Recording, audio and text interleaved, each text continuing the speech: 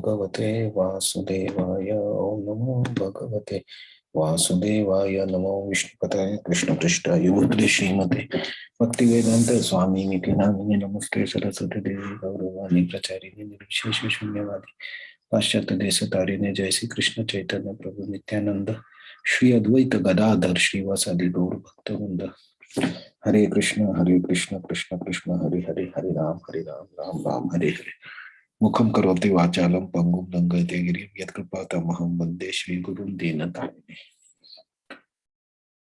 Hare Krishna. So today we'll see verse number 17.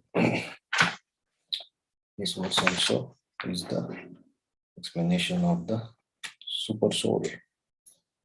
So yesterday we saw it's mentioned that the super soul exists outside and inside. Super soul means still the word tat is used.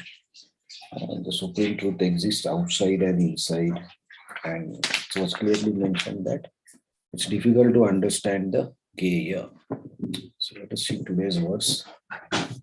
Avibhaktam cha bhuteshu Avibhaktam cha bhuteshu vibhaktam iva cha sthitam vibhaktam iva cha sthitam bhuta putrur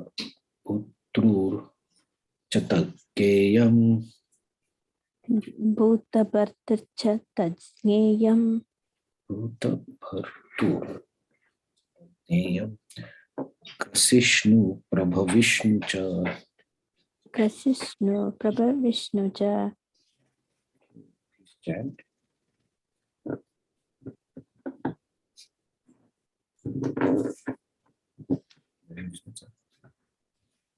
It's okay. Avibhaktam cha bhuteshu vibhaktamiva cha sthitam bhutabhutascha tadneyam grasishnu prabhavishnu cha. Avibhaktam cha bhuteshu vibhaktam iva cha sthitam bhuta bhartar cha tajneyam Krasishnu Prabha Vishnu cha. Okay, translation and purport. Although the super soul appears to be divided among all beings, he is never divided. He is situated as one. Although he is maintainer of every living entity, it is to be understood that he devotes and develops all. Purport. The Lord is situated in everyone's heart as super soul. Does this mean that he has become divided? No. Actually, he is one. The example is given of the sun. The sun at the meridian is situated in its place. But if one goes for 5,000 miles in all directions, as where is the sun, everyone will say that it is shining on his head. In the Vedic literature, this example is given to show that although he is undivided, he is situated as if divided. Also, it is said in the Vedic literature that one Vishnu is present everywhere by his omnipotence, just as the sun appears in many places to many persons. And the Lord, although the maintainer of every living entity, devotes everything at the time of annihilation. This was confirmed in the 11th chapter that Lord said that he had come to devour all the warriors assembled at the Kurukshetra. He also mentioned that in the form of time he devours also. He is also the annihilator, the killer of all. When there is a creation, he develops all from their original state, and at the time of annihilation, he devotes them. The Vedic hymns confirm the fact that he is the origin of all living entities and the rest of all. After creation, everything rests in his omnipotence, and after annihilation, everything again returns to rest in him. These are confirmations in Vedic hymns. Yato va imani bhutani jayante yena jatani jivanti yat prayanti abhisham vishanti tad brahma tad vijna shasva. Taittiriya Upanishad 3.1. So this verse also gives the omnipotence of the super soul or the supreme being or Geya. So the example here is given of sun, that the super soul exists in all living bodies, right? Yes, yesterday's verse in the chara to achara, living and non-moving. So how it lives, like generally this many times this question is asked, like, is the super soul one or many? So there is always confusion that where in each living being or each non-living, it's different, or it becomes many. Not it becomes many, it's different. But this verse clearly mentions that he is situated as one, and he is never divided. He is the same super soul in all the body. This is the potency of the Lord. This is the energy of the Lord by which this is made possible. So, in addition to this sun example, like yesterday or day before yesterday, we saw that if we in the sun, if we keep 100 pots with water, we can see reflection of the sun in each pot, and each of the reflection in the water is has same potency or is same as the sun. The sun itself remains as it is, but it's also in all the reflections, so its presence is there. So similarly, the super soul remains one, but it is with every living entity. And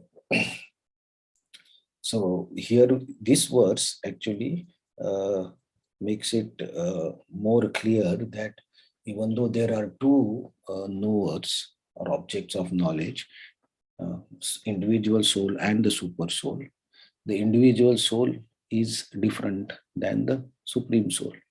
Because if my soul, I know only my body, my soul is not in anybody else's body. I don't know what's going on in that body. I'm not aware. I can see what's happening, but internally I'm not aware.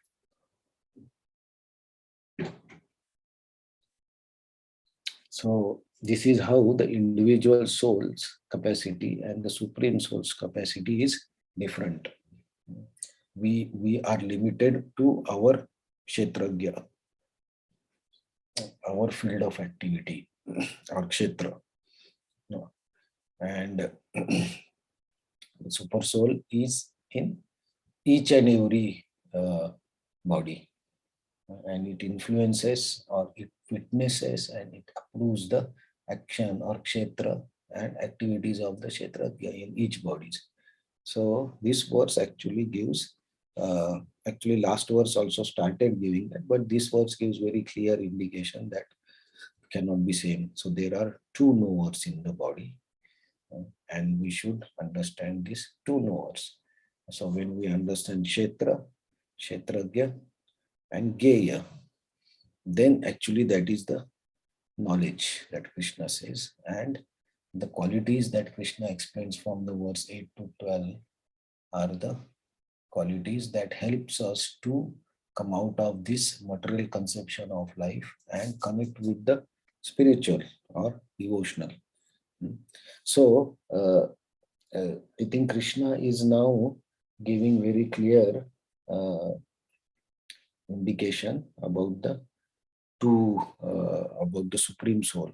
That is what we are supposed to understand, because that is our connection with the supreme Lord. So in bhakti also, we try to understand our relationship with the supreme Lord.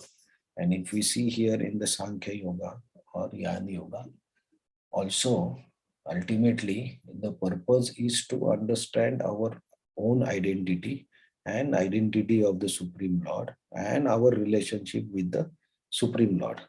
So, but the process of approaching or the method of approaching to that is different. So, Jnana Yoga, we have to use a lot of logics and analysis, and then we reach to the same conclusion. So, like when Krishna said that bhakti is sulabha, it's very easy to do. That's why the study is difficult, because more the logics comes, it becomes difficult to perceive by the mind. But when Krishna said bhakti, he said, by bhakti you can understand me. 100% you can understand me, my reality in full. So in that he never said that it is difficult to know the Geya. Here he has said difficult to know the Geya because the approach is different. The way we are trying to find out the Lord is different. So the realization will be also different. In Bhakti, we are directly approaching the Supreme Lord. So which will include Brahman Paramatma feature also. So that is the full realization. And here, actually already Krishna said it's impossible to understand Geya. But in Bhakti, it is possible. So that's why Krishna in the last chapter has recommended Bhakti as the topmost process to understand the Supreme. And here we see Grashishnu, Prabhavishnu.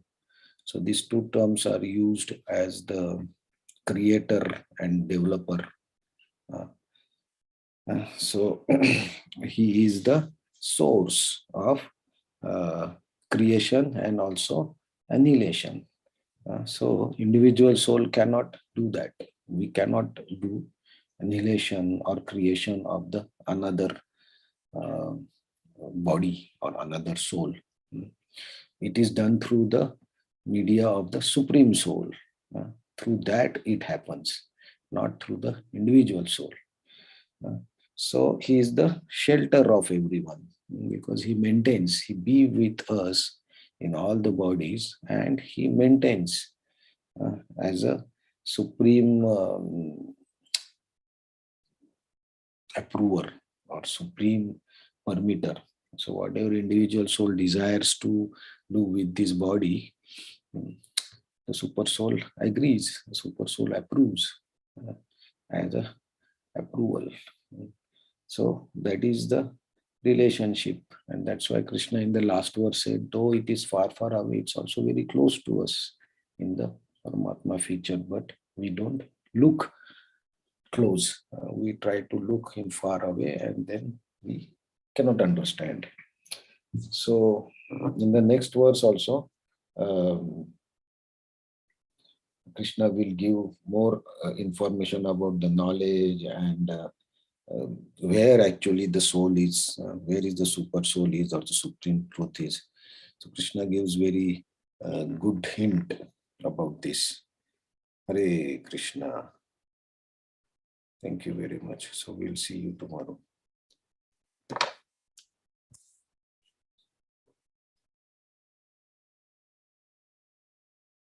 Thank you very much.